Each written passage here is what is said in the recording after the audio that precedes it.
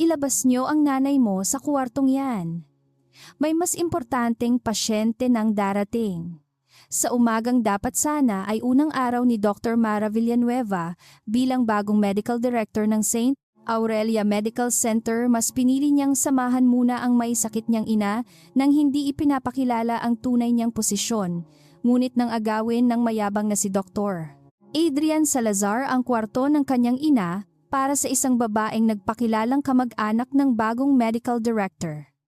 Napilitan si Mara na harapin ang sistemang siya mismo ang inatasang linisin.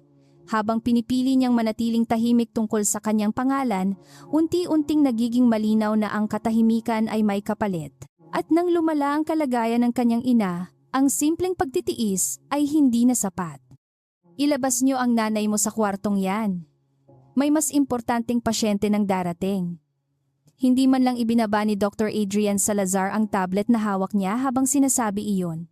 Nakatayo siya sa bungad ng pribadong kwarto sa ikapitong palapag ng St. Aurelia Medical Center. Malinis ang puting coat at parang wala siyang hinihinging mas mabigat kaysa paglipat ng isang upuan. Sa kama maputla si Isabel Villanueva at nakakabit sa monitor matapos ang biglaang pananakit ng dibdib at pagkahilo. Tumayo si Mara mula sa silya sa tabi ng kanyang ina. "Excuse me, doctor. Narinig mo ko. Kailangan ng room. May transfer order ba? At saan siya ililipat?" Kumunot ang noo ni Adrian. "Hindi mo kailangang intindihin ang proseso. Kami ang bahala rito. Pasyente ang nanay ko. Kailangan kong intindihin. May darating na VIP. Mas priority siya."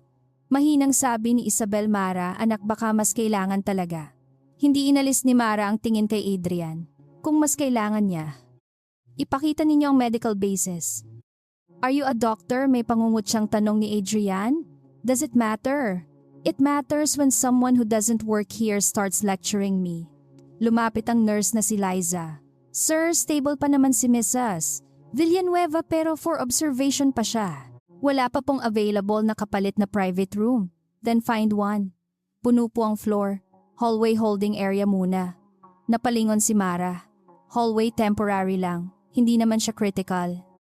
Kakarating lang niya dahil sa chest pain at syncope." Saglit na napatigil si Adrian sa eksaktong terminong ginamit niya. "Sinabi ba sa'yo ng resident yan?" "Nabasa ko sa chart summary. Hindi iyon buong katotohanan." Hindi kailangang magbasa ni Mara ng chart para maunawaan ang kondisyon ng ina, ngunit hindi pa iyon ang oras para ipaliwanag kung bakit. Mabilis na yabag ng mataas na takong ang narinig sa hallway. Isang babaeng naka-cream blazer at dark glasses ang lumitaw, hawak ang malaking handbag at cellphone. "Adrian, babe, please tell me, ready na?" Ngumiti agad si Adrian. "Almost, Bianca. Inaayos lang." Tumingin si Bianca sa loob. "Occupied pa. Ililipat na sila." "Good. Ayokong nasa shared room. I need privacy." Tinanong ni Mara. "For what condition?" Napatingin sa kanya si Bianca. "Sorry."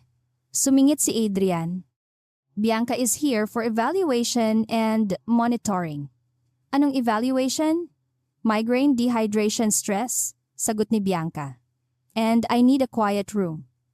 Tumingin si Mara kay Adrian. Migraine at dehydration ang dahilan para alisin ang pasyenteng naka-observation dahil sa chest pain. Don't minimize another patient's condition. Hindi ko minamaliit. Ikaw ang naglalagay sa kanila sa timbangan nang walang malinaw na medical reason. Alam mo ba kung sino ang kausap mo, singhal ni Adrian? Natawa si Bianca. Baka hindi niya alam kung paano gumagana ang mga bagay dito.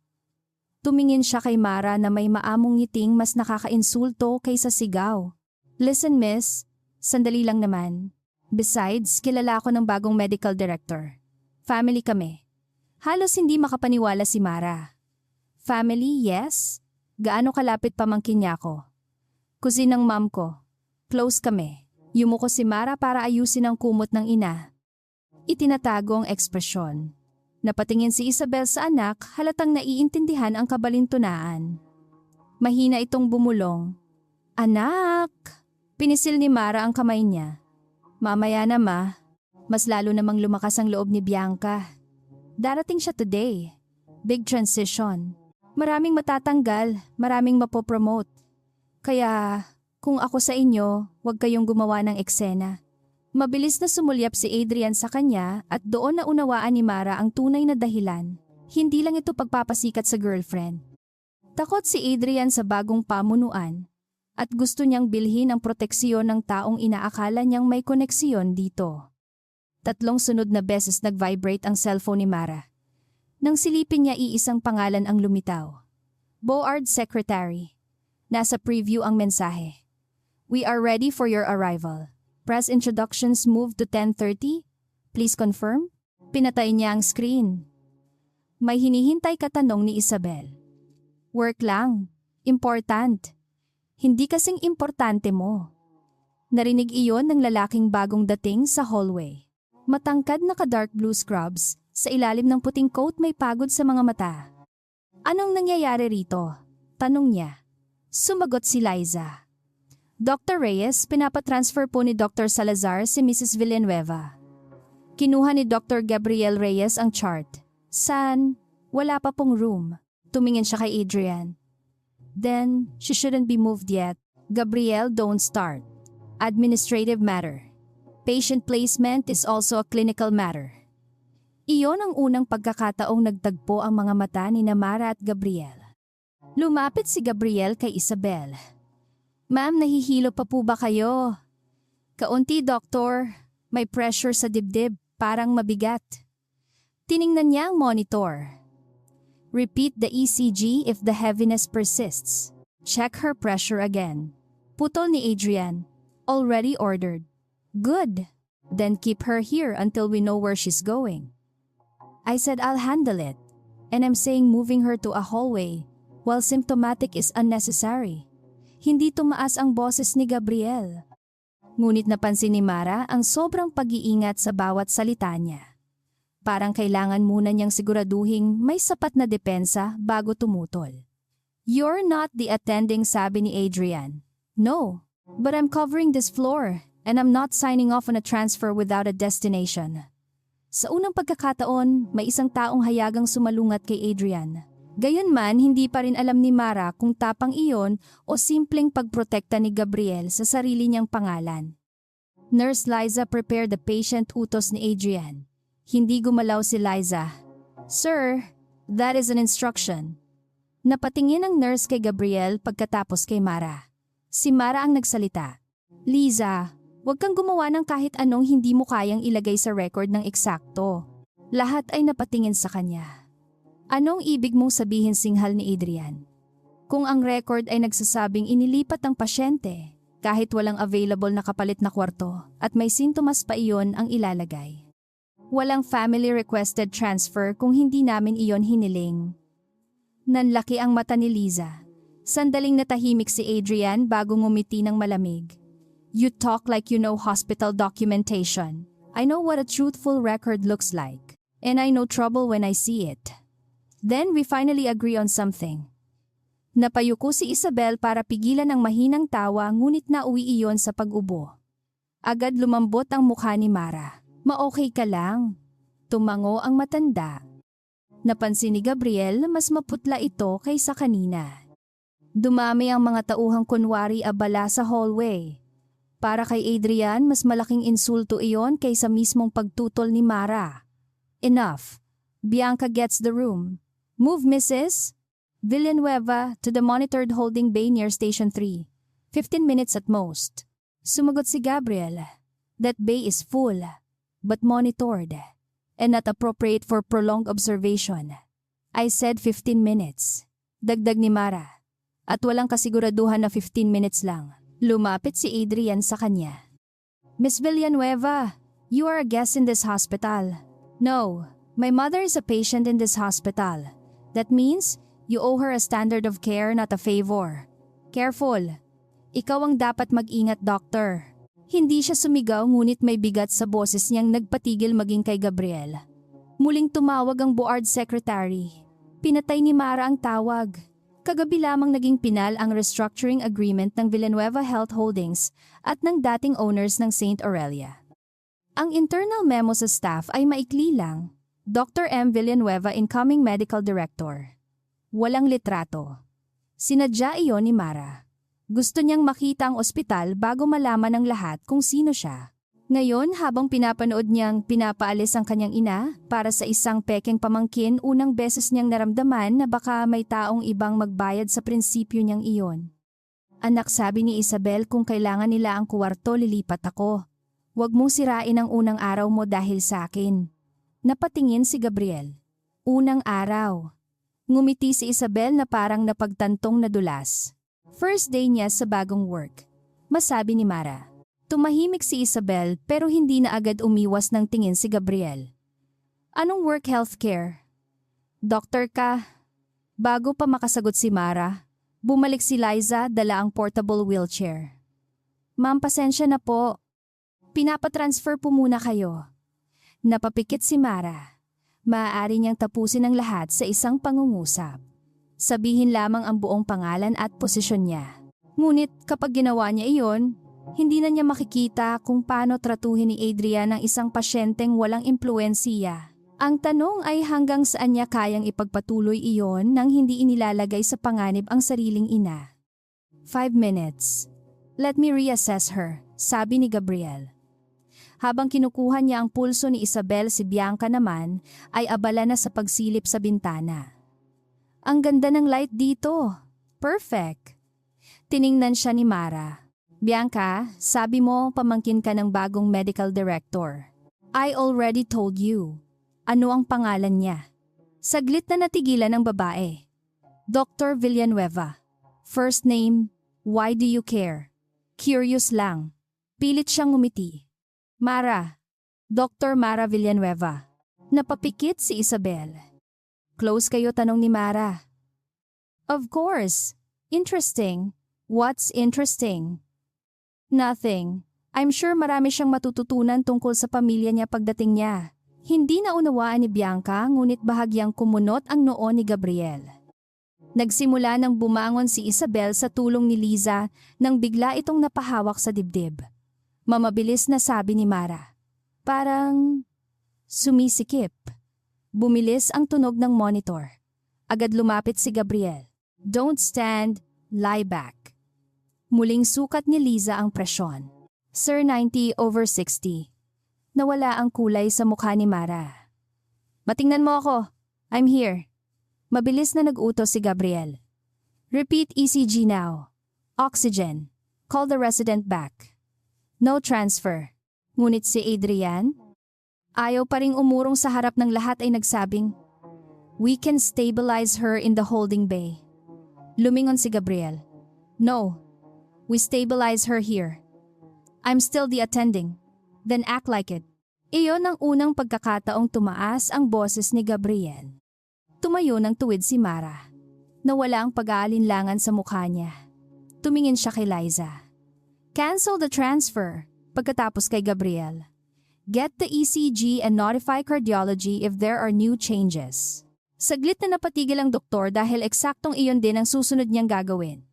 Sa wakas ibinalik ni Mara ang malamig niyang tingin kay Adrian. Ibalik niya siya. Ngayon, walang nagpakita ng ID. Walang nagbanggit ng titulo. Ngunit sa loob ng ilang segundo, kumilos ang buong kwarto ayon sa sinabi niya. Itinulak pabalik ni Liza ang wheelchair. Kinuha ng resident ang ECG machine. Si Bianca ay umatras sa pinto. At si Gabriel, habang inaayos ang oxygen para kay Isabel, ay napatingin kay Mara ng matagal. Hindi pa niya alam kung sino talaga ang babaeng iyon. Pero isang bagay ang malinaw. Hindi siya kumilos na parang bisita sa St. Aurelia. Kumilos siya na parang may karapatan siyang managot ang buong lugar. Hindi pa tuluyang humuhupa ang tunog ng ECG machine nang muling pumasok si Dr. Adrian Salazar sa kwarto. Nasa mukha niya ang ekspresyon ng isang taong ayaw amining may nangyaring hindi niya kontrolado. Sa kabilang bahagi ng kama si Gabriel Reyes ay nakatutok sa bagong tracing habang kinukuhanan ni Liza ng blood pressure si Isabel. 100/65 sabi ng nurse, better than earlier. Huminga ng kaunti si Mara pero hindi niya binitiwan ang kamay ng ina. Tumingin si Gabriel sa ECG. No obvious acute changes pero symptomatic pa rin siya. We keep her here. Cardiology will review. Tumango si Mara. Thank you. Bago pa makasagot si Gabriel, sumingit si Adrian. Exactly. So, there was no emergency. We were all just being cautious. Napalingon si Mara. Just being cautious. She stabilized. After you tried to move her while symptomatic, kumunot ang noo ni Adrian. Don't dramatize it. Wala namang nangyari. Mahinang bumuntong hininga si Isabel. Hindi na nagsalita si Mara. Sa halip tiningnan niya ang maliit na papel sa kamay ni Liza kung saan nakatala ang oras ng pagbagsak ng blood pressure. Nurse, please make sure the exact time stays in the chart. Napalunok si Adrian. Makalipas ang 20 minuto, dumating ang cardiology fellow at kinumpirmang kailangan pang manatili si Isabel sa monitored room habang hinihintay ang karagdagang tests. Hindi na maipilit ni Adrian ang transfer nang hindi lantaran ng paglabag sa rekomendasyon. Si Bianca, na kanina'y nagmamadaling angkinin ng kwarto, ay biglang nagreklamo na nahihilo at umalis kasama ang isang nurse papunta sa outpatient infusion area bago siya lumabas. Yumuko siya kay Adrian at bumulong ng sapat ang lakas para marinig ni Mara. Don't worry. Pagdating ni Tita Mara, I'll explain everything. She'll understand. Hindi tumingin sa kanya si Mara. Sa bedside table, muling umilaw ang cellphone niya. Board Secretary? 5 missed calls. Isang bagong mensahe ang sumunod. Dr. Villanueva, the board members are asking whether we should delay the introduction. Mara, pinatay muli ang screen. Nahuli ni Gabriel ang pangalan sa preview bago iyon mawala. Hindi niya nakita ang buong mensahe ngunit sapat iyon para mas lumalim ang pagtataka sa kanyang mga mata. Sa nurse station mas mabilis kumalat ang bulong kaysa anumang official memo. Sino ang babaeng kasama ni Mrs. Villanueva? Bakit alam niya ang documentation? Bakit parang sanay siyang magbigay ng clinical instruction? At bakit nang sabihin niyang ibalik niyo siya? Halos lahat ay sumunod ng hindi nag-iisip. Si Liza lamang ang hindi nakisali.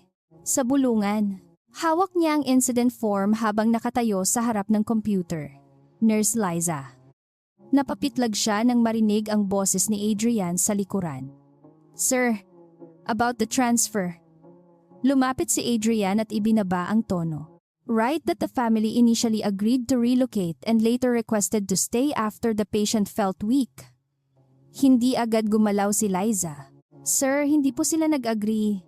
They didn't explicitly refuse at first. Nag-refuse po si Miss Villanueva. You're getting too technical. Ngumiti si Adrian ngunit walang init iyon. Liza. I recommended you for this floor last year. Remember nanigas ang mukha ng nurse? Opo. Then help me avoid turning a simple misunderstanding into something bigger. Isang pangungusap lamang iyon pero malinaw ang ibig sabihin. Utang na loob. At isang babalang nakabalot sa paalala. Mula sa dulo ng station, narinig ni Mara ang lahat. Hindi siya lumapit agad. Pinanood muna niya si Liza ang paraan ng paghawak nito sa form ang takot na pilit itinatago. Iyon ang sistemang gusto niyang makita bago pumasok bilang medical director. Hindi siya naghahanap lamang ng masasamang tao. Hinahanap niya kung paano nagiging normal ang maling gawain. Lumapit siya sa station. Nurse Liza. Napatingin sa kanya ang dalawa. Write only what you personally witnessed. Umigting ang panga ni Adrian. This is an internal document. Exactly. Kaya dapat accurate. You have no authority over her. Hindi ko kailangang magkaroon ng authority para sabihin sa isang nurse na huwag magsinungaling. Tumingin si Mara kay Liza. Kung sinabi naming ayaw naming lumipat, ilagay mo? Kung symptomatic ang pasyente bago at habang naghahanda ng transfer, ilagay mo? Kung sinabi ni Dr. Salazar na ilipat siya kahit walang available na room, ilagay mo rin? Nakatitig si Liza sa form. Pagkatapos ay tumango. Opo, halos hindi marinig ang sagot ngunit iyon ang unang maliit na bitak sa kontrol ni Adrian. Enough! Hinila ni Adrian si Mara palayo sa station. You're interfering with hospital operations. Agad umiwas si Mara sa kamay niya. Don't touch me. Napaatras si Adrian. Kung gusto mong magreklamo, file a complaint. Pero stop intimidating my staff. Your staff? Tanong ni Mara, bahagyang nataas ang kilay. Saglit na natigilan si Adrian bago bumawi. Staff of this hospital. Then treat them like professionals, not people who owe you favors. You don't understand how this place works. I'm beginning to. Napadaan si Gabriel sa likod nila at narinig ang huling linya. Hawak niya ang printed bed assignment sheet. Dr. Salazar, kailangan kong pirmahan mo itong note na kinansela ang transfer dahil symptomatic ang patient. Later. Now would be better. Are you taking her side too? I'm taking the chart side. Iyon ang unang pagkakataong napansin ni Mara, na ang pagiging maingat ni Gabriel ay may ibang mukha. Hindi siya mabilis sumugod, pero kapag may dokumentong maaari niyang ipagtanggol, hindi siya basta umatras. Sa loob ng kwarto, mas maayos na ang kulay ni Isabel. Naupo si Mara sa tabi niya habang inilalagay ni Liza ang bagong IV bag. Anak, mahina niyang sabi hindi mo na pwedeng ipagpaliban ng matagal. Alam ko, hindi mo alam. Kasi kung alam mo, matagal ka nang pumunta sa meeting mo. Mamuntik ka nang himatayin. At ngayon stable na ako. Hinaplos ni Isabel ang kamay niya. You wanted to see the hospital as an ordinary person. Nakita mo na. Napayuko si Mara. Hindi ko gustong isipin nila na ginagamit ko ang pangalan natin para sa special treatment. Pero hindi special treatment ang hinihingi mo. Tamang treatment. Tumama ang mga salita ng higit kaysa gusto niyang aminin. Kung hindi ako nagsalita kanina, baka nasa hallway ka na. Exactly. Ngumiti ng mahina si Isabel. Sometimes anak, hiding power can become another kind of pride. Hindi sumagot si Mara. Alam niyang may katotohanan iyon at iyon mismo ang masakit. Nang lumabas siya, muli naghihintay si Gabriel sa tapat ng elevator. Your mother is stable for now. Thank you. Hindi mo kailangang mag-thank you. Trabaho ko iyon. Hindi lahat dito mukhang naniniwala diyan. Napabuntong hininga siya. Adrian has been here longer than most of us. Marami siyang connections, donors, private clients. So everyone adjusts around him. Hindi ganoon kasimple. Usually, iyon ang sinasabi kapag ayaw nating tawaging simple ang isang bagay na mali. Napatingin si Gabriel sa kanya. You think I should have stopped him sooner. I think you knew the transfer was wrong before my mother's pressure dropped. Hindi makasagot si Gabriel agad. I needed to confirm her status. And if walang blood pressure drop, I would still have opposed the hallway transfer. Eventually, tumama iyon. Kumunot ang noo niya. You don't know what happens here when you accuse a senior physician without complete documentation. And you don't know what happens to patients while everyone waits for complete documentation. Nagtagpo ang mga mata nila. Wala nang lambing sa sandaling iyon. Ngunit may kakaibang pagkilala. Pareho silang doktor, parehong may sugat na hindi pa nila sinasabi at parehong alam na hindi lamang tungkol kay Isabel ang pinag-uusapan nila. Iniabot ni Gabriel ang bed assignment sheet. Room 712 was assigned to your mother at 748 this morning. Confirmed by bed management. Bianca de Vera was registered at 831. Walang clinical upgrade sa record niya bago humingi ng private room si Adrian. Kinuha iyon ni Mara. Why are you giving this to me? Because if the electronic entry changes later, at least there's a printed copy with timestamp. Napatingin siya sa papel pagkatapos kay Gabriel. So you expect someone to change it. I expect people to protect themselves. Kasama ka roon.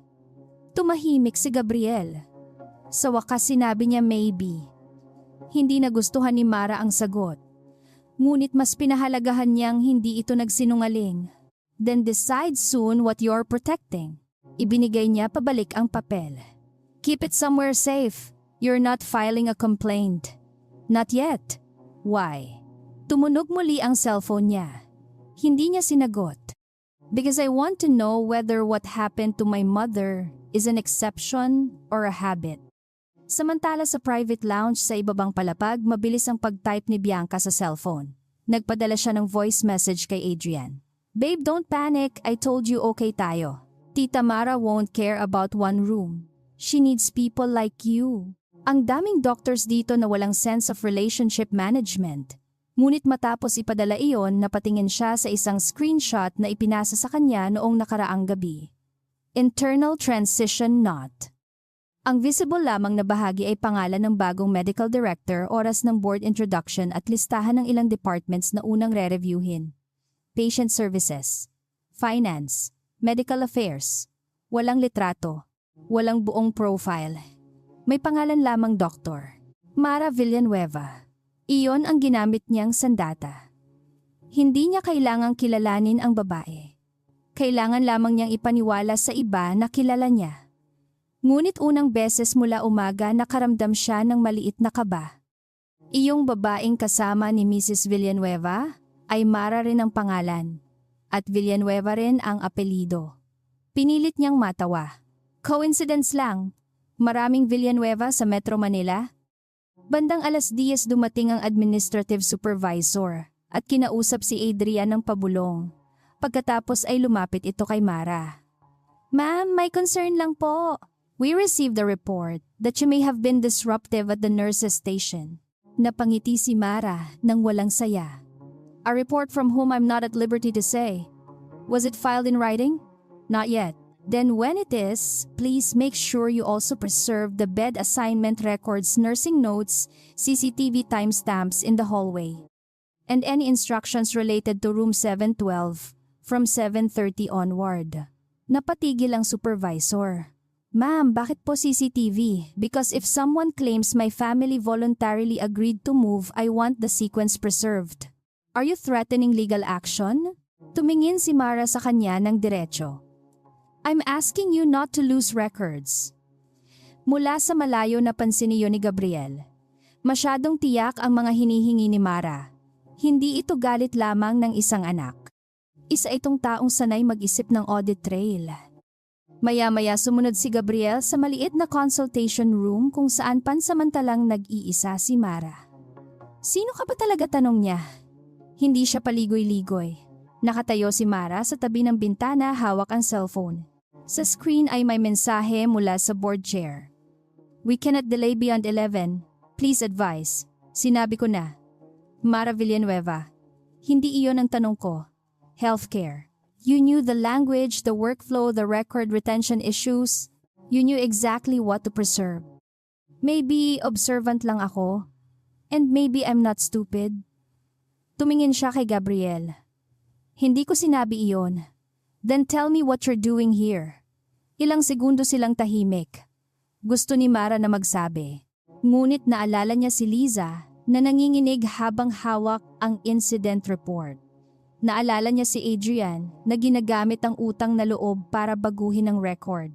Kung ibubunyag niya agad ang sarili, lahat ng kilos sa paligid niya ay magbabago. Lahat magiging maingat. Lahat magiging mabait. At maaaring hindi niya na makita kung ano talaga ang ugat ng problema. Someone who should have spoken sooner. Sagot niya. Hindi iyon ang sagot na gusto ni Gabriel, ngunit bago siya makapagtanong muli, mabilis na pumasok si Liza. Ma'am Mara, namumutla ang nurse. May problema po. Ano? Yung incident report. What about it? May bagong version po sa system. Tumingin si Mara kay Gabriel. Anong nakalagay? Nanginginig ang boses ni Liza.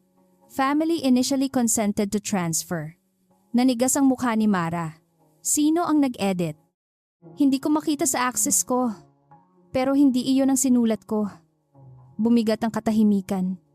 Huminga ng dahan-dahan si Mara at kinuha ang telepono. Hindi na niya pinatay ang susunod na tawag mula sa board secretary. Sinagot niya ito.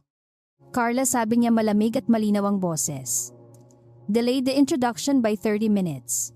Yes, doctor. At isa pa. Ma'am, preserve all audit logs connected to room 712. No deletions, no corrections, without a trace. Sa kabilang panig ng kwarto, unti-unting nagbago ang ekspresyon ni Gabriel. Hindi na niya tinatanong kung doktor si Mara. Ang tanong ngayon ay kung bakit sumusunod sa kanya ang board secretary. Hindi na kailangang magtanong ni Gabriel kung bakit sumunod agad ang board secretary kay Mara. Sapat na ang paraan ng pagkakasabi nito sa telepono, tahimik, ngunit walang pag-aalinlangan, parang sanay siyang magbigay ng utos na kailangang sundin. Pagkababa ng tawag, tumingin si Mara kay Liza. Huwag mong buburahin ang original notes mo. Isulat mo rin kung anong oras mo napansin na nagbago ang report. Tumango ang nurse. Opo. Lumapit si Gabriel. Mara, mamaya. No. I think I deserve an explanation. Lumingon siya. Deserve, I've been helping you, and I appreciate that. Then stop treating me like I'm part of the problem. Sandaling tumigas ang mukha ni Mara. I don't know yet if you are. Tumama iyon. Hindi nakasagot si Gabriel. Bago pa lumalim ang pagtatalo, bumukas ang pinto at pumasok si Adrian. There you are. Nakangiti siya ngunit halatang pilit. Administration wants to speak with you. Now. Sa maliit na conference room sa dulo ng corridor, naghihintay ang administrative supervisor at 2 senior staff. Nakaupo si Bianca sa gilid, may malamig na compress sa noo ngunit mas mukhang naiinip kaysa may sakit. Pagpasok ni Mara, ngumiti ito. Finally, umupo si Adrian sa tabi niya. We're trying to resolve this professionally. Tumingin si Mara sa supervisor. Then start with the altered incident report. Saglit na katahimikan. Umubo ang supervisor. We are reviewing that. Who edited it? We don't have that information yet. Then bakit ako ang pinatawag ninyo at hindi ang taong nag-edit? Sumingit si Adrian. Because you've been disruptive since this morning. You questioned medical decisions, intimidated staff, and demanded access to internal records. I asked that records be preserved. You have no authority to do that. Then why were they preserved? Napatingin sa kanya ang lahat. Alam ni Adrian na may hindi siya nauunawaan. Ngunit ayaw niyang ipakita. Because staff are panicking. You're creating unnecessary drama. Tumawa ng mahina si Bianca. Exactly. This is becoming ridiculous. My aunt is literally coming here today. She doesn't need this kind of scandal on her first day. Tumingin si Mara sa kanya. Your aunt? The new medical director? You're still saying that. Because it's true. Then call her. Napatigil si Bianca. What call her? Ngayon, kumunot ang noo nito. She's busy. Surely she'll answer her beloved niece. Namilog ang mga mata ng supervisor. Si Adrian naman ay nakatingin kay Bianca na parang hinihintay itong patunayan ang lahat. I don't have to prove anything to you, sabi ni Bianca. No, you don't, sagot ni Mara. But maybe you should prove it to him. Tumango siya kay Adrian. He just risked a patient's safety because he believed you. Napalingon si Adrian kay Bianca. Sa unang pagkakataon, may maliit na bitak sa kumpiyansa niya. Babe, she's just provoking you. I know. Mabilis na sagot ni Bianca. Tita Mara hates random calls before meetings. Hindi ngumiti si Mara. Interesting. I didn't know that about myself. Hindi na nakapagsalita si Bianca dahil bumukas ang conference room door. Isang batang staff member ang humabol ng hininga. Sir ma'am, may post po online tungkol sa incident. What post? Tanong ng supervisor. Ipinakita ng staff ang cellphone. Sa screen ay isang short video ni Bianca na kinunan ilang minuto lamang ang nakalipas. Nakaupo siya sa infusion chair at nagsasalita ng maamo sa kamera. Hindi niya pinangalanan si Mara, ngunit sapat ang detalye. Sinabi niyang dumating siya sa ospital dahil sa severe migraine at dehydration, ngunit hinaras umano siya ng isang pamilya na nag-aakalang pagmamay-ari nila ang private room. Dagdag pa niya, pinagbantaan daw ng babae ang staff at sinubukang gamitin ang apelyidong Villanueva para makakuha ng special treatment. That's not what happened, sabi ni Mara. I never said you owned the hospital, sagot ni Bianca. I said you acted like it. Nag-scroll ang staff. Dumadami na ang comments. May nagtatanong kung ligtas ba ang St. Aurelia kung nag-aaway ang mga pasyente sa mga kwarto. May ilan ding nagtatanggol kay Bianca. Hindi pa ito malaking skandal, ngunit sapat para kabahan ang administrasyon. Take it down, sabi ni Adrian kay Bianca. Napalingon ito. Why? Because this involves the hospital. I didn't mention the hospital name. Makikita sa background. So, take it down. Ngayon ay wala nang lambing sa boses ni Adrian. Tumigas ang mukha ni Bianca. I was defending myself. You were supposed to help me not create a PR problem. Excuse me. Napansin ni Mara ang pagbabago. Ang alyansa nila ay hindi kasing tibay ng inaakala. Hindi pag-ibig ang pundasyon nito kundi pangangailangan. Gusto ni Adrian ng koneksiyon. Gusto ni Bianca ng impluwensiya. Kapag nawala ang isa, mabilis na mawawala ang isa pa. This is exactly why we need the new medical director here, sabi ng supervisor, pinipisil ang sentido. We're already late. Tumingin siya kay Mara. Ma'am, I'm asking you to return to your mother's room and let us handle the internal review. No problem. Tumayo si Mara. But preserve everything. Umigting ang panga ni Adrian. You're in no position to dictate terms, we'll see. Pagbalik niya sa room 712, gising si Isabel at kumakain ng kaunting lugaw. Mukha kang galit, sabi nito. I'm fine.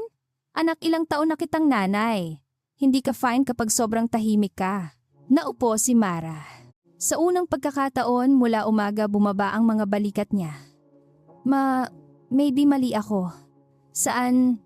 Sa pagpunta rito ng walang pagpapakilala. Sa pag-aakalang kaya kong obserbahan ang sistema na parang outsider. You wanted honesty. And what if honesty costs you? Hinawakan niya ang kamay ng ina. What if something happened because I wanted to prove I'm not abusing the family name? Mahinang ngumiti si Isabel. Then learn from it. Hindi mo kailangang parusahan ang sarili mo para patunayang mabuti kang tao. I could have stopped Adrian immediately. Yes, hindi siya inalo ng ina sa maling paraan. You could have, napayuko si Mara. But he made the decision, not you. Your mistake was staying silent too long. His mistake was believing he had the right to treat people differently. Tumulo ang katahimikan sa pagitan nila. Pagkatapos ay idinagdag ni Isabel, power is not dirty, Mara. People make it dirty. Sa labas hinintay ni Gabriel si Mara. May hawak siyang incident report at ang printed bed assignment. I need to file this before the noon cut-off. Then file it. If I do, Adrian will know I challenged him. You already challenged him. Not officially. Napatingin si Mara sa kanya. So, iyon ang problema. You think this is easy? No. I think patients don't get to wait until courage becomes convenient. Tumigas ang mukha ni Gabriel. You don't know what happened to me before. Then tell me. Hindi agad siya sumagot. Sa huli, ibinaba niya ang tingin. Years ago, may pasyenteng kailangan ng monitored bed. Na-transfer dahil may dumating na politically connected family. I objected but not enough.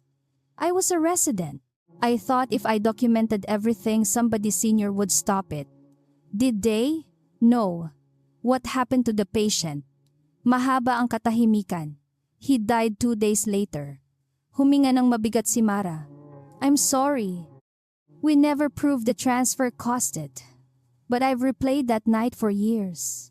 Then you know exactly why this matters. That's why I need the record to be airtight. And that's why you're still waiting. Nasaktan si Gabriel at hindi niya itinago. Easy for you to say. You call the board secretary and people move. Napatingin si Mara ng matalim. So, that's what you think? I think you have protection. I don't. And if I do, then maybe you don't understand what it means to stand alone. You think I've never stood alone because my last name opens doors I don't know. You won't tell me who you are. Napahigpit ang kamay ni Mara sa strap ng bag. Maybe because I spent years trying to prove that my name isn't the reason I deserve to be heard. And maybe some of us spent years learning that being right doesn't protect you. Then, what are we doing, Gabriel? Waiting for someone powerful enough to give us permission to be decent. Napapikit siya. Doon tumama ang katotohanan. Hindi na tungkol kay Adrian ang kanilang pagtatalo. Tungkol iyon sa dalawang magkaibang paraan ng pagharap sa takot. Si Mara ay nagtatago ng kapangyarihan. Si Gabriel ay nagtatago sa likod ng proseso. Hindi nagsalita si Gabriel nang umalis si Mara. Makalipas ang ilang minuto, dumating ang Chief of Medicine, si Dr. Vicente Ramos.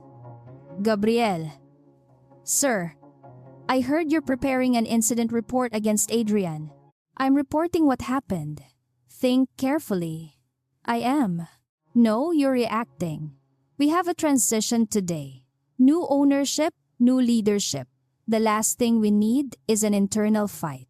A patient was nearly moved without an appropriate bed. Nearly. Hindi naman natuloy. Because she became symptomatic. Exactly. So the system corrected itself. Napatingin si Gabriel sa kanya. The system didn't correct itself. People stopped it. Bumaba ang tono ni Vicente. You want a department leadership role someday, right? Natahimik si Gabriel. Then learn when an issue needs escalation and when it needs discretion. Isang matandang takot ang gumapang sa dibdib niya. Hindi direktang pagbabanta. Mas delikado.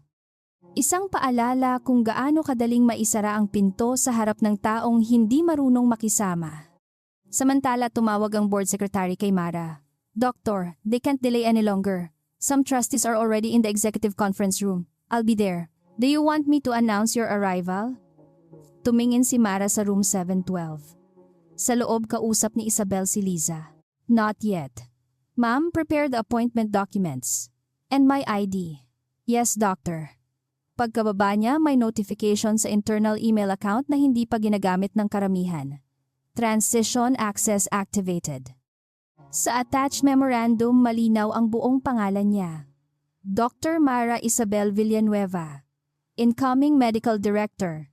90-day Governance and Patient Safety Review. Tinitigan niya iyon ng ilang segundo. Ito na ang hangganan. Kapag sinuot niya ang ID, tapos na ang eksperimento.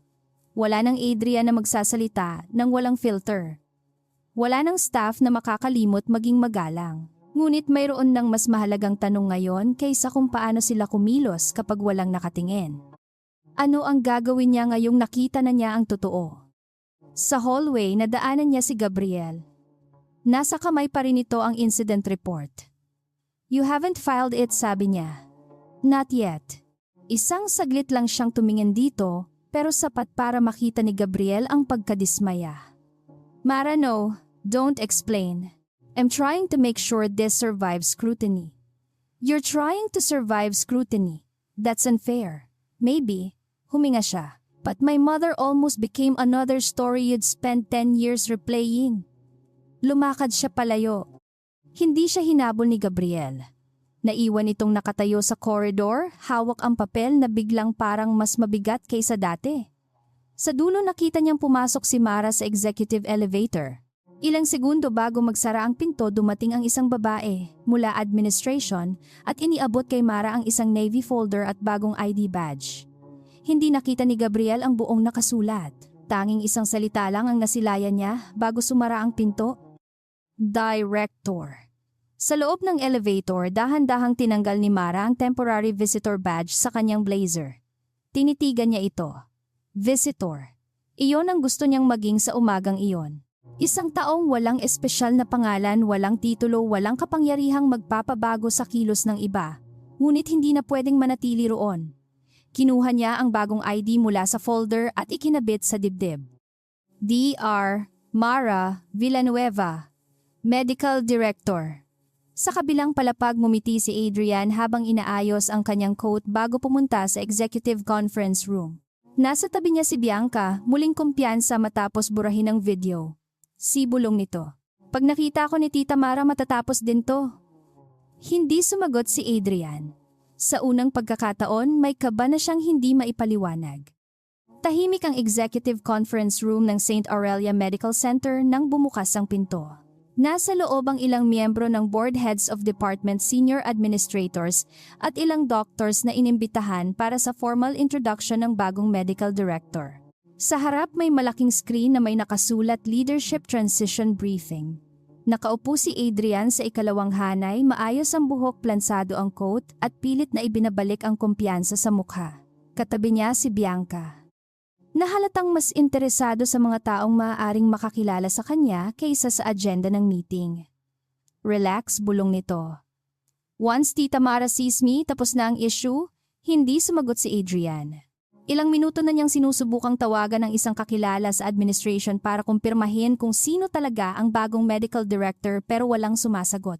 Nang bumukas ang pinto, sabay-sabay tumayo ang ilang nasa unahan. Pumasok si Mara. Walang engrandeng entourage.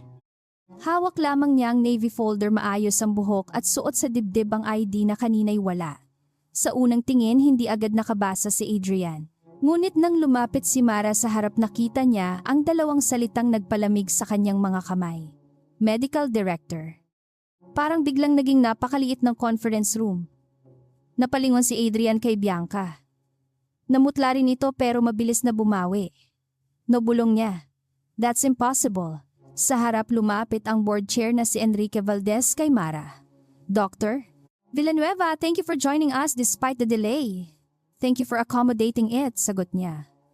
There was a patient safety concern that required my attention. Walang emosyon ang boses niya.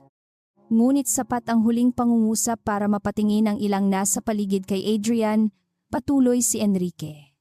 Everyone allow me to formally introduce Dr. Mara Isabel Villanueva, appointed Medical Director of St. Aurelia Medical Center, effective today. Parang hindi makahinga si Bianca. Tita Mara bigla niyang sabi. Napalingon ang buong silid. Mabilis siyang tumayo at ngumiti ng pilit. Sorry, I didn't realize ikaw pala. Huminto si Mara. Tita, yes. I mean, family. Ilang segundo siyang tinitigan ni Mara. Pamangkin kita. Nanigas ang labi ni Bianca. Cousin ng mom ko. Wala akong kapatid na may anak na Bianca de Vera. At wala rin akong cousin na nanay mo. Walang sumigaw. Walang dramatic music. Ngunit ang katahimikan pagkatapos noon ay mas nakakahiya kaysa anumang eksena. Maybe there's been a misunderstanding, mabilis na sabi ni Adrian, tumayo rin. Dr. Villanueva, if I had known. Tumingin si Mara sa kanya. Known what naputol ang pangungusap. That she was your mother. Sagot niya sa huli. So kung hindi ko ina si Mrs. Villanueva, okay lang ang ginawa mo. Bumukas ang bibig ni Adrian ngunit walang lumabas. No, that's not what I meant. Then sabihin mo kung ano ang ibig mong sabihin. Nagsimulang bumigat ang tingin ng ibang senior doctors. Alam ni Adrian na bawat salita niya ngayon ay maaaring bumalik laban sa kanya. The room situation was complicated. Was it Bianca was symptomatic? Migraine at dehydration. Those can be severe. Correct. Kaya may clinical criteria para malaman kung anong level of care ang kailangan. Binuksan ni Mara ang folder. Mrs. Villanueva was assigned room 712 at 748. Miss De Vera was registered at 831. No documented clinical upgrade, required a private monitored room.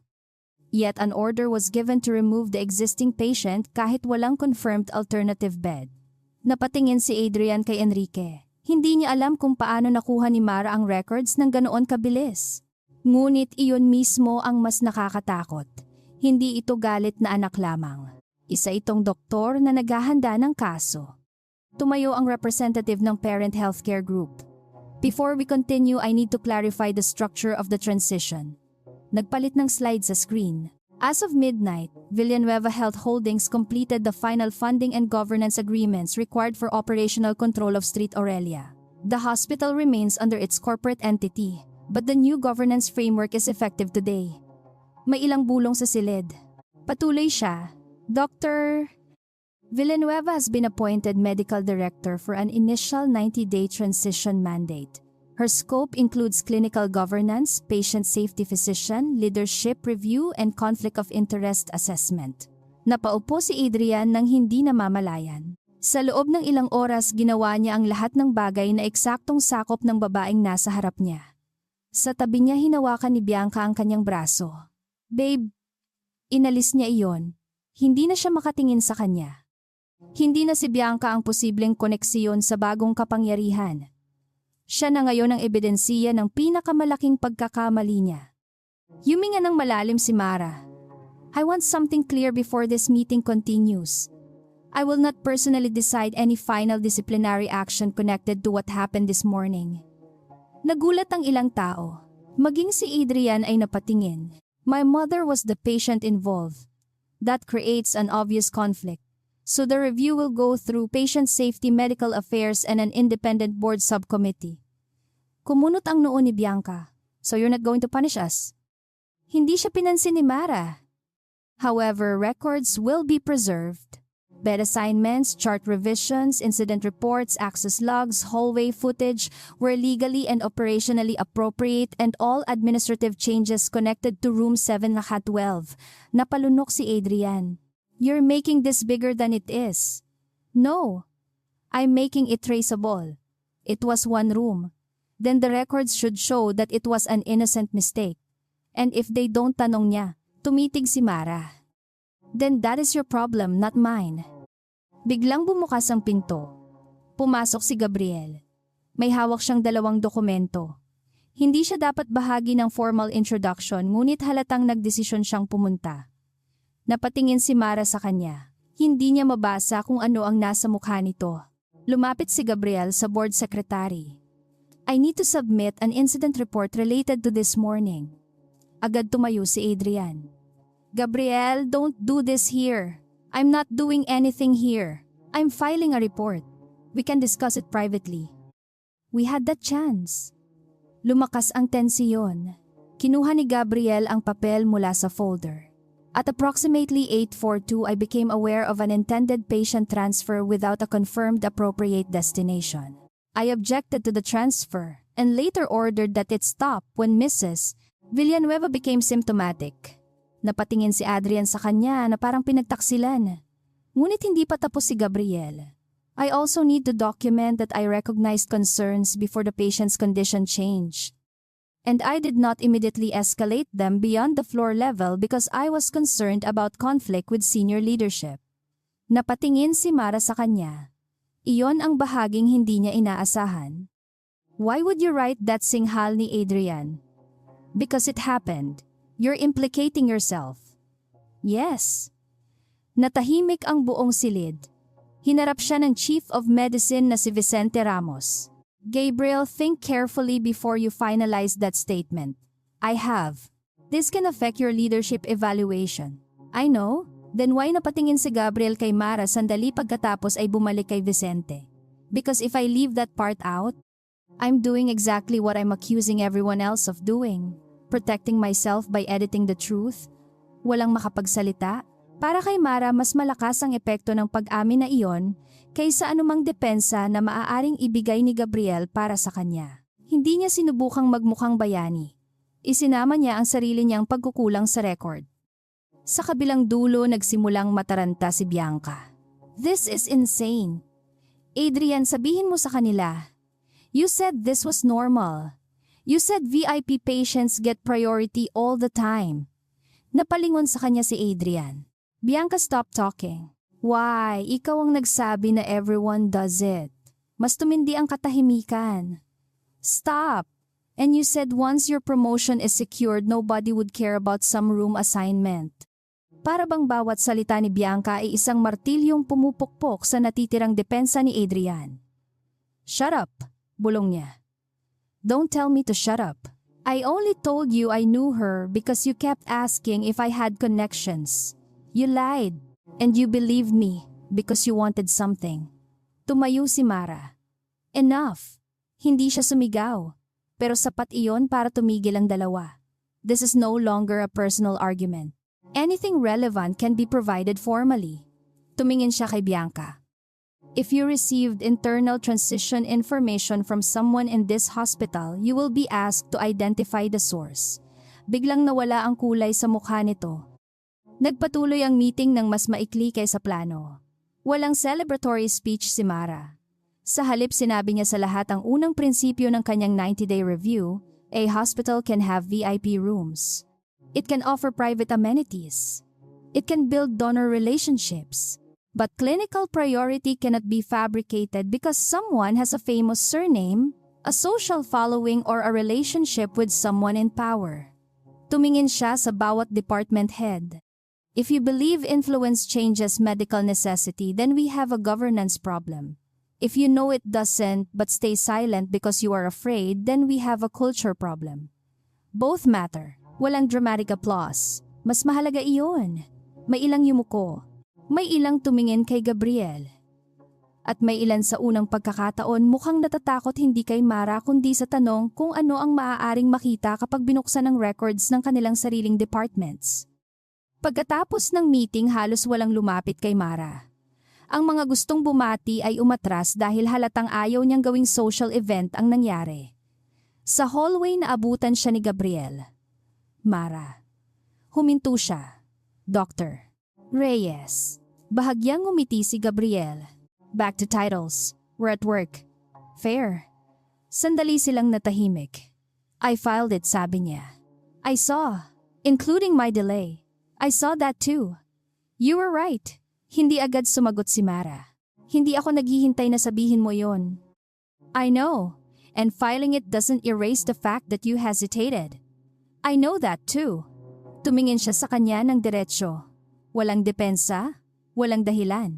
Pero ayokong maging doktor na kailangan munang malaman kung sino ang anak ng pasyente bago gumawa ng tama. Nawala ng bahagya ang lamig sa mukha ni Mara. Then don't be. Tumango si Gabriel. Yun lang. Walang romantic confession, walang pangako. Ngunit sa unang pagkakataon mula nang magkakilala sila, naramdaman ni Mara na ang katahimikan ni Gabriel ay hindi na pagtatago. Sa ibaba sa isang maliit na administrative office, hinihintay ni Adrian ang formal notice na pansamantala siyang aalisin sa leadership duties habang ginagawa ang review. Hindi pa iyon dismissal. Hindi pa iyon pagkawala ng medical privileges. Ngunit sapat na para mabasag ang imahe niyang matagal niyang binuo. Nang dumaan si Mara sa bukas na pinto, tumayo siya. Dr. Villanueva. Huminto si Mara. Can we talk? You can submit a written statement. Please. 1 minute. Hindi siya pumasok. Nanatili lamang sa hallway. I made a bad call, sabi ni Adrian. I admit that. But you're treating me like I'm some monster. Hindi ko sinabi iyon. You're destroying my career over your mother. No. Then what do you call this? Lumapit siya ng kaunti. You had no idea who she was. That is the point. Nanigas si Adrian. If you had known she was my mother, you would have treated her differently. Hindi siya sumagot. And you still think that helps your case. People make exceptions, sabi niya. Hospitals run on relationships. Donors, VIPs, families. You know that, yes. Then don't pretend your own family hasn't benefited from that system. Tumama iyon. Hindi umiwas si Mara. Maybe we have. That's exactly why I'm responsible for drawing the line now. So what you get to be righteous because you're powerful enough to afford principles. Saglit siyang natahimik. Mas matalim ang tanong kaysa inaasahan niya. No, sagot niya. I get to be accountable because I have power. Magkaiba iyon. Tumingin siya diretso kay Adrian. At hindi kita huhusgahan dahil nanay ko ang ginawan mo nito. Mas mabigat iyon. Hahayaan kitang husgahan ng records na ikaw mismo ang gumawa. Iniwan niya si Adrian na walang maisagot. Sa dulo ng hallway naghihintay si Isabel sa wheelchair, handa nang ilipat para sa karagdagang cardiac observation. Ngumiti ito nang makita ang anak. So tanong niya, first day mo talaga? Napatawa ng mahina si Mara sa unang pagkakataon buong araw. Apparently, marami kang tinanggal. Wala. Sayang. Akala ko dramatic. Ma, joke lang. Hinawakan ni Isabel ang kamay niya. Proud ako sa'yo. Bumaba ang tingin ni Mara. I almost failed you this morning. Then, don't waste the lesson. Sa malayo nakita niya si Gabriel na nakikipag-usap kay Liza tungkol sa final documentation. Hindi niya alam kung mapapatawad niya agad ang kanyang pag-aalinlangan. Hindi rin niya alam kung dapat. Ngunit alam niyang may isang bagay nang nagbago.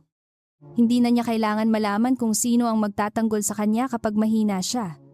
Mas mahalagang malaman kung sino ang pipiliing magsabi ng totoo kahit maaari silang mawalan dahil dito.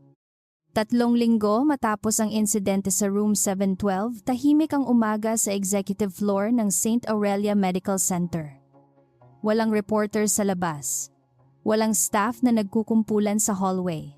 Walang dramatic announcement tungkol sa pagbagsak ng isang doktor. Ngunit sa conference room kung saan minsang ipinakilala si Mara bilang bagong medical director, nakalatag ngayon ang resulta ng independent review. Nasa harap niya ang 2 folder. Isa para sa ginawa ni Adrian Salazar noong araw na iyon. Isa pa para sa mas malawak na pattern na lumitaw ng balikan ng ilang patient placement records, administrative complaints at physician privilege concerns sa nakaraang 2 taon. Hindi lahat ay malaking paglabag. Walang patunay na bawat VIP request ay illegal o clinically unsafe. Ngunit may malinaw na problema. Paulit-ulit na may mga pagkakataong pinayagan ni Adrian ang impluwensiya donor pressure. at personal relationships na pumasok sa mga desisyong dapat sanay malinaw ang clinical basis.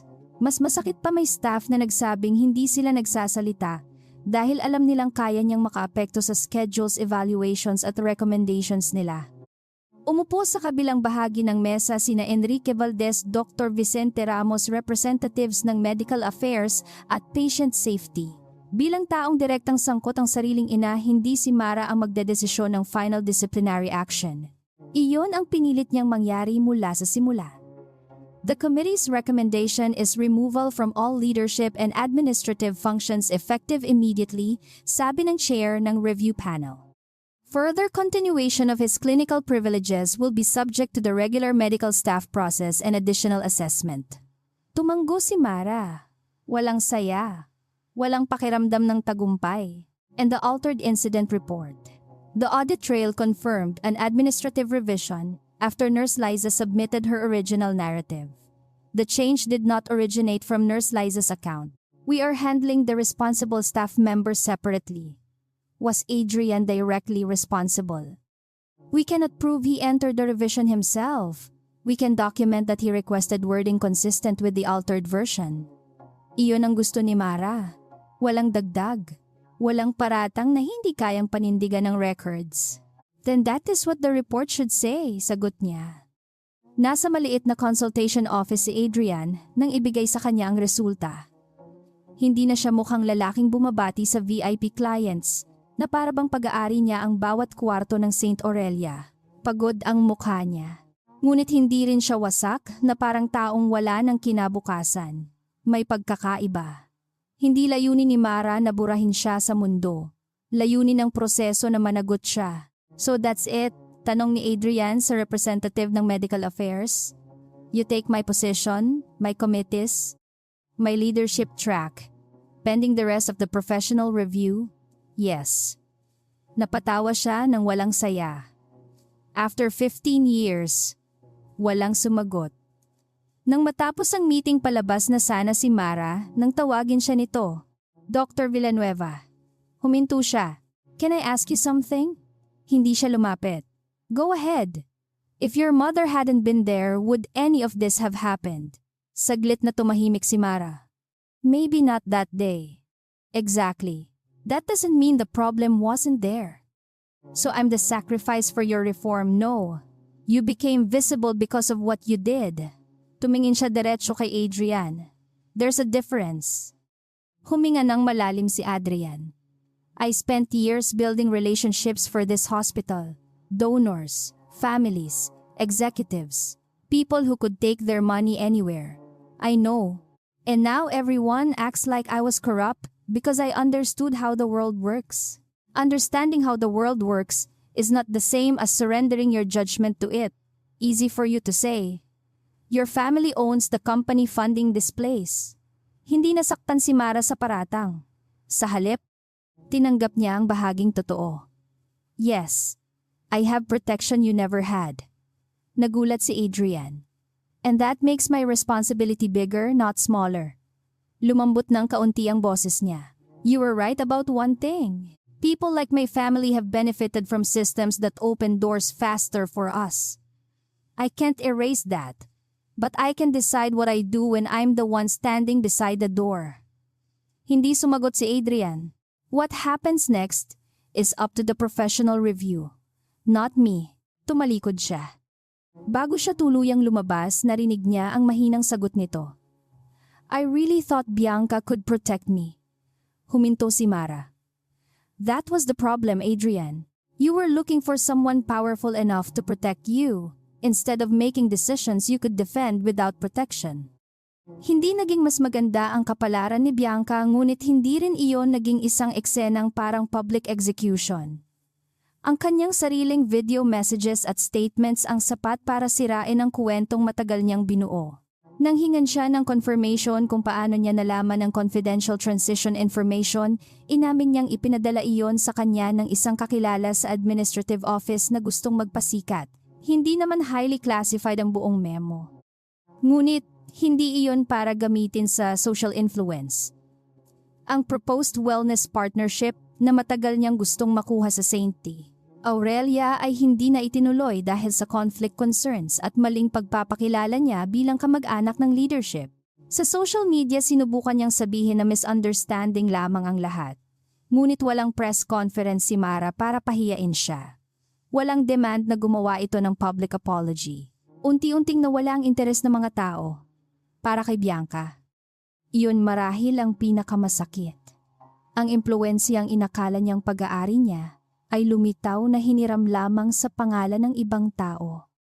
Sa kabilang bahagi ng ospital, bumalik si Isabel para sa follow-up check. Maayos na ang resulta ng tests at walang nakitang acute cardiac event, ngunit mahigpit na bilin na bawasan ng stress at regular na mag-monitor. So, bawal na akong ma-stress, tanong niya kay Gabriel habang sinusuri nito ang chart. Ideally, ma'am, then bawal na akong makita ang anak ko kapag may board meeting siya. Napatingin si Mara. Ma! Natawa si Isabel. Maging si Gabriel ay ngumiti. I think mas mahirap pong i-prescribe iyon. See good doctor. Lumabas muna si Gabriel para kunin ang final instructions na iwan ng mag-ina. Napansin ni Isabel ang pagod sa mukha ng anak. You're still carrying it. What yung nangyari? Umupo si Mara. I keep thinking I should have told them who I was the moment Adrian asked you to leave. Maybe you could have been hurt, but I wasn't. That doesn't make my decision right. Tumanggo si Isabel. Good. At least hindi mo ginagawang excuse ang happy ending. Tumingin si Mara sa ina. Were you angry with me? Yes. Nagulat siya sa diretsyo nitong sagot. Ma, ano? Gusto mo ba magsinungaling ako? Napangiti si Mara ng mahina. No. Hinawakan ni Isabel ang kamay niya. Galit ako kasi akala mo kailangan mong patunayan sa buong mundo na hindi ka spoiled na Villanueva kahit ako pa ang gawing test case mo. Napayuko si Mara. I'm sorry. I know. Really, I'm sorry. Then learn. Pinisil nito ang kanyang kamay. Hindi kita kailangan para gamitin ang pangalan natin para bigyan ako ng special room. Pero gusto kitang gamitin ang posisyon mo para hindi kailangang maging Villanueva ang ibang nanay bago sila tratuhin ng tama. Napapikit si Mara. Iyon ang pangungusap na parang ilang linggo nang hinihintay niyang marinig. Hindi pardon. Hindi paglimot. Isang direksisyon. Sa loob ng unang buwan ng leadership review, hindi naglabas si Mara ng grand reform package na puno ng slogans. Sa halip, pinasimulan niya ang ilang simpleng pagbabago. Kailangang malinaw ang clinical justification kapag may pagbabago sa bed priority. Ang physician request para sa VIP accommodation ay hindi maaaring mag-override ng active medical need nang walang documented review. Ang incident reports ay may visible amendment trail para hindi madaling mapalitan ang original narrative. At pinakamahalaga para kay Liza at sa ibang nurses, inilunsad ang Protected Patient Safety Escalation Line na maaaring gamitin kahit ang concern ay tungkol sa senior physician. Hindi nito kayang alisin ang hiya, takot, pakikisama o pressure ng isang gabi. Alam iyon ni Mara. Ang kultura ay hindi nababago sa memo lamang. Ngunit kahit ang pinakamalaking pader ay nagsisimulang mabago kapag may unang pinto kung saan pwedeng lumabas ang taong natatakot. Isang hapon nadatnan niya si Gabriel sa maliit na staff pantry na nakaupo sa harap ng kape na halatang matagal ng malamig. You look terrible, sabi ni Mara. Napatingin siya. Good afternoon to you too, medical director. Honest feedback. 3 admissions. 1 family conference, and your new patient safety training modules. So, kasalanan ko mostly? Naupo si Mara sa tapat niya. Hindi na kasing bigat ang katahimikan sa pagitan nila. Matapos ang review. Nakatanggap din si Gabriel ng formal note tungkol sa delayed escalation. Hindi iyon tinago. Hindi rin siya inalis sa clinical role. Sa halip, pumayag siyang maging bahagi ng working group na nagre-rebisa ng escalation policy. How are you doing? Tanong ni Mara. Honestly, preferably embarrassed. Because of the report, because it took your mother getting sick for me to see that I was using my old guilt as an excuse to be careful forever? Hindi agad sumagot si Mara. Careful isn't always bad. No, pero minsan ginagamit natin ang tamang salita para sa maling dahilan. Napangiti siya ng kaunti. Sounds familiar, tumaas ang kilay ni Mara. Are you talking about me? You called it humility. And sometimes it looked a lot like pride. Napatingin siya ng matalim pero wala na ang dating galit. You're getting brave, Dr. Reyes. Trying. Tumahimik sila, pagkatapos ay seryosong sinabi ni Gabriel. I owe you an apology. You already apologized. Not properly. Inilapag niya ang tasa. I knew something was wrong. I waited because I was afraid of getting crushed by the hierarchy. I'm sorry that your mother had to pay part of the price for that hesitation. Hindi nagsalita si Mara agad. Thank you. That's it. What do you want? Dramatic forgiveness scene. Medyo disappointing. Napatawa siya. You're not entitled to forgiveness just because you finally did the right thing. I know. At iyon mismo ang dahilan kung bakit hindi nagalit ang naramdaman niya. Makalipas ang 2 buwan, naging mas ordinaryo ang Saint Aurelia. Iyon marahil ang pinakamagandang tanda. Hindi na pinag-uusapan araw-araw ang room 712. Hindi na umiikot ang staff sa scandal. May surgeries, deliveries, billing problems, family arguments, midnight emergencies at nurses na naghahanap ng nawawalang pens. Normal na ospital. Isang gabi matapos ang mahaba nilang meeting tungkol sa patient safety indicators, sabay na lumabas sina Mara at Gabriel sa lobby. May tanong ako, sabi niya. Work-related. Technically no, then dangerous. Ngumiti si Gabriel. Coffee. Napatingin siya. Coffee. Coffee lang. Walang VIP room. Walang board meeting. Walang incident report. At walang clinical governance discussion. I can't promise that. Doctor tayo. Nagkunwari siyang nag-iisip ng matagal. Fine. Fine meaning yes, good. Ayoko na ng VIP. Tumawa si Gabriel. Sa unang pagkakataon, walang urgency sa pagitan nila. Walang kailangang iligtas. Walang kailangang patunayan. 2 taong parehong nakagawa ng maling pagpili, parehong natutong hindi sapat ang mabuting intensyon, at parehong piniling subukang maging mas maayos kaysa dati. Bago sila makalabas, tumunog ang cellphone ni Mara. Si Isabel. Sinagot niya agad. Ma, nasaan ka hospital? Again, I work here. Excuses. Narinig ni Gabriel at pinigilan ang tawa. May kasama katanong ng ina. Ma, Gabriel, good night ma. Wait! Pinatay ni Mara ang tawag. Tumawa na si Gabriel. Your mother likes me. My mother likes everybody who tells me to rest. Strong foundation. Don't push it. Sabay silang lumabas sa pinto ng ospital. Ngunit bago tuluyang umalis, napansin ni Mara ang isang maintenance worker na nagtatanggal ng lumang metal sign malapit sa dating room 712. VIP private room. Parte iyon ng bagong room classification system. Hindi mawawala ang private rooms, ngunit hindi na VIP ang terminong gagamitin sa clinical allocation board. Small thing. Symbolic perhaps, ngunit napahinto siya. Kinabukasan bumalik si Isabel para kumuha ng isang dokumento at nakita rin ang tinanggal na sign na nakasandal sa dingding.